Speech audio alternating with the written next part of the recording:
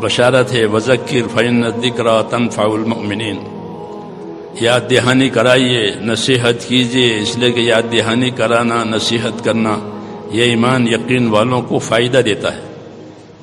الحمدللہ یہ سب ایمان یقین والے ہیں، تو جیسے اللہ نے بشارت دی ہے کہ ان کو فائدہ ہوگا، تو ہم نیت کریں کہ انشاءاللہ اگلی زندگی جو ہے جتنی اللہ نے جس کو دی ہے وہ اپنی زندگی کو اللہ کے حکموں والی بنائیں گے۔ پتہ نہیں کتنی باقی ہے، زندگی کا ہر زمانہ آخری کہا جا سکتا ہے، اس لیے دعا مانگی ہے اللہم اجعل خیر عمر آخرہ خیر عمل خواتمہ، کہ اللہ میری آخری عمر بہتر سے بہتر ہو جاوے، میرا آخری عمل بہتر سے بہتر ہو جاوے۔ ہاں، تو ان دعاؤں کا مقصد یہ ہے کہ آدمی اپنی آخرت کی فکر کے ساتھ اپنی زندگی گزارے، اس لیے کہ رخ آخرت ہی کی طرف ہے، دوسری طرف نہیں ہے۔ وَإِلَيْنَا تُرْجَعُونَ، ہماری ہی طرف لوٹ کر آؤ گے، یوں کہا وَإِلَيْنَا تُرْجَعُونَ، ہماری ہی طرف لوٹ کر آؤ گے، دوسری طرف جا ہی نہیں سکتے، تو اللہ کی طرف لوٹ کر کے جانا ہے۔ اس لیے اللہ تعالیٰ نے زندگی گزارنے کی جو راہ بتائی ہے اس راہ پر اپنے آپ کو چلائیں، اس کا پابند کریں، اس کی نیت کریں۔ حضرت عمر رضی اللہ تعالیٰ عنہ یہ فرماتے تھے کہ کما تحیون تموتون وکما تموتون تبعثون، کہ جیسی زندگی گزارو گے ویسے مرو گے، اور جیسے مرو گے ویسے قبروں میں سے اٹھو گے۔ یہ ایک بات بہت اہم بات ہے، کما تحیون تموتون وکما تموتون تبعثون، کہ جیسے زندگی گزارو گے ویسے مرو گے، جیسے مرو گے ویسے اپنے قبروں میں سے اٹھو گے۔ آخرت جو ہے تمام پوشیدہ باتوں کو کھولنے والی ہے،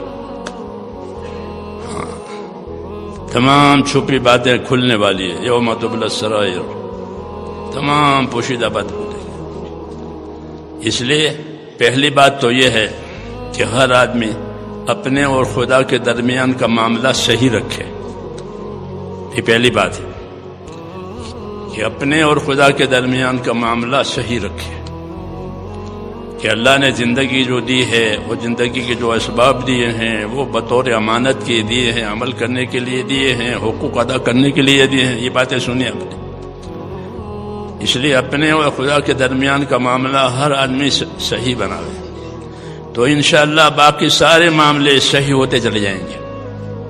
ہاں، ایک بنیادی ہے،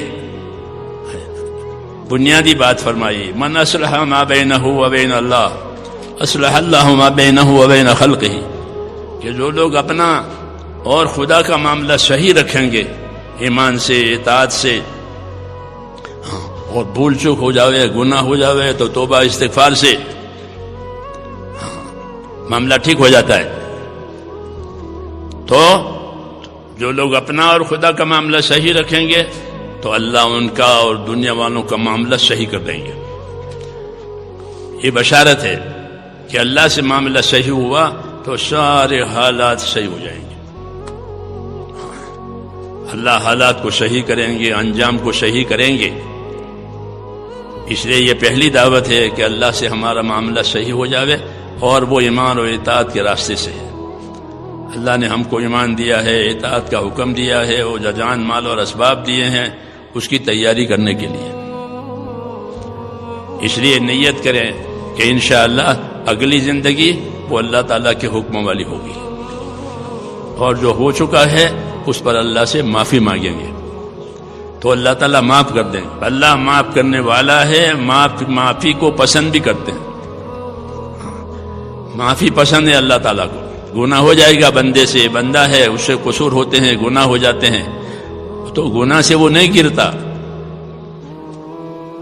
بلکہ جب گناہ کے بعد معافی مانگے گا تو اللہ تعالیٰ اسے معاف کریں گے اور محبت کریں گے اس سے۔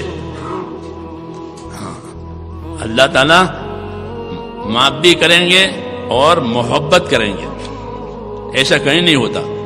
توبہ کرنے والا تو گنہگار ہی ہوتا ہے، لیکن جب توبہ کرے گا تو بس آئندہ اپنے آپ کو بچاؤں گا، تو پھر اللہ تعالیٰ اس سے محبت کریں گے، اس پر اپنی رحمتیں نازل کریں گے، اس پر اپنا راستہ کھولیں گے. ہاں، محبت کی وجہ سے اطاعت ملے گی، کیونکہ اللہ سے محبت کرنے والے تو اللہ کی اطاعت کرنے والے ہی ہوتے ہیں، تو اللہ کی اطاعت کی راہیں کھولے گی. اس لیے اپنے آپ کو اللہ کی طرف متوجہ کرنا ضروری ہے.